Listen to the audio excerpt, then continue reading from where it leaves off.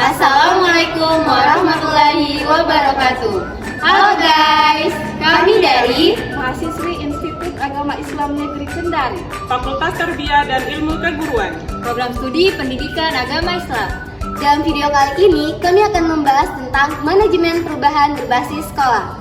Selamat menyaksikan!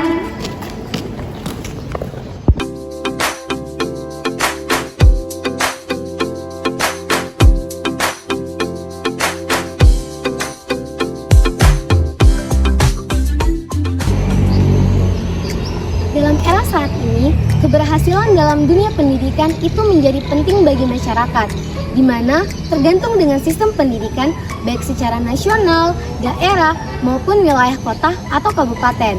Nah, sehingga pendidikan diminta untuk memberikan kontribusi, di mana untuk mempersiapkan generasi baru yang berkualitas ke depannya. Perubahan perkembangan zaman juga turut andil dalam perkembangan ilmu dan teknologi untuk menentukan arah perkembangan masyarakat saat ini yang secara langsung berkaitan erat dalam dunia pendidikan.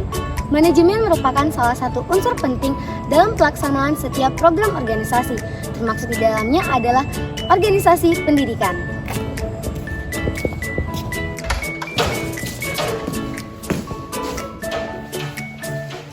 Manajemen berbasis sekolah. Apa sih manajemen berbasis sekolah itu? Baik, kata manajemen sendiri berasal dari bahasa Inggris yaitu to manage, yang artinya mengatur, mengurus, atau mengelola. Manajemen berbasis sekolah merupakan suatu konsep yang memberikan otonomi kepada sekolah dalam menentukan kebijakan sekolah untuk meningkatkan mutu, efisiensi, dan pemerataan pendidikan, sehingga dapat memenuhi kebutuhan masyarakat dan membangun kerjasama yang lebih erat antar sekolah, masyarakat, dan pemerintah. Oleh karena itu, dalam rangka meningkatkan mutu pendidikan yang dapat menyelenggarakan proses belajar mengajar secara efektif, efisien, dan profesional, serta mencapai hasil yang bermutu, maka diperlukan upaya-upaya yang sistematis, terutama yang berpusat pada manajemen. Baik, selanjutnya kita akan membahas tentang manajemen perubahan berbasis sekolah.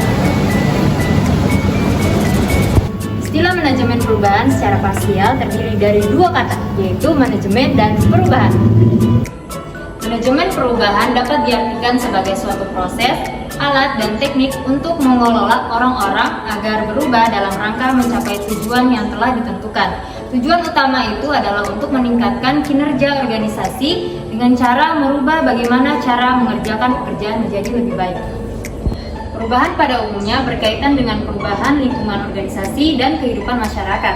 Misalnya, munculnya ide-ide baru atau inovasi-inovasi dalam tata kehidupan masyarakat dan kekuatan-kekuatan yang mengarah pada kemajuan atau perbaikan. Jadi dapat disimpulkan bahwa manajemen perubahan adalah suatu pendekatan, alat, teknik, dan proses pengelolaan sumber daya untuk membawa organisasi pada keadaan sekarang menuju keadaan baru yang diinginkan, agar kinerja organisasi menjadi lebih baik. Dalam organisasi, perubahan itu meliputi individu, tim, struktur, proses, pola pikir, dan budaya kerja. Saya akan menjelaskan pada poin ketiga, yaitu langkah-langkah manajemen perubahan. Ada 3 tahap penting dalam langkah-langkah manajemen perubahan pengelolaan pendidikan, yaitu sebagai berikut.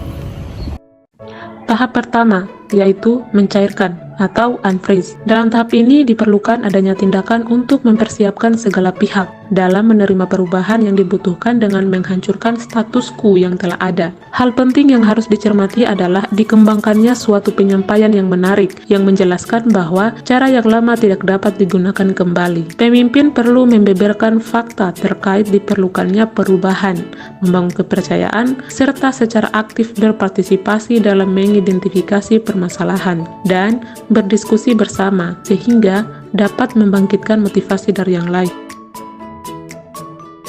Tahap kedua adalah perubahan. Tahap ini merupakan tahap penting dalam memulai arah perubahan yang ada menuju tujuan yang diinginkan. Menurut Melita dan Elpanso, menjelaskan bahwa ada hal penting yang terkait dengan perubahan dalam organisasi, yaitu memberikan keyakinan kepada pihak yang terkait bahwa perubahan yang diperlukan membawa keuntungan dan melihat dengan sudut pandang yang lain.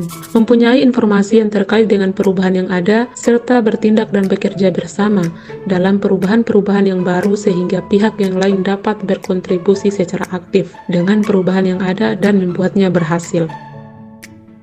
Tahap ketiga adalah tahap pembekuan. Pada tahap ini, perubahan telah terbentuk dan cara baru telah diimplementasikan dan perlu dipertahankan untuk dapat berlangsung secara lama. Ciri-ciri dari tahap ini adalah adanya kestabilan dalam pelaksanaan, kemudian adanya deskripsi kerja yang tetap. Perubahan dirasakan sebagai cara baru yang telah nyaman digunakan. Pengelolaan perubahan dengan model Lewin dapat membantu kepala sekolah mempersiapkan perubahan dalam melaksanakan supervisi akademik dengan terencana dan menyeluruh.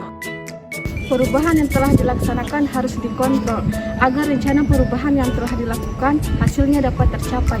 Setidaknya ada 10 kegagalan dalam melaksanakan perubahan, antara lain sebagai berikut. Yang pertama, implementasi memerlukan waktu lebih lama dari yang telah diperkirakan. yang kedua, Banyak masalah yang tidak teridentifikasi sebelumnya. yang ketiga, Aktivitas perubahan tidak cukup terorganisir.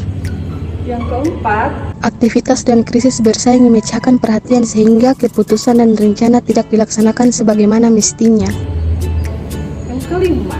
Manajer kurang memiliki kapabilitas untuk melakukan perubahan.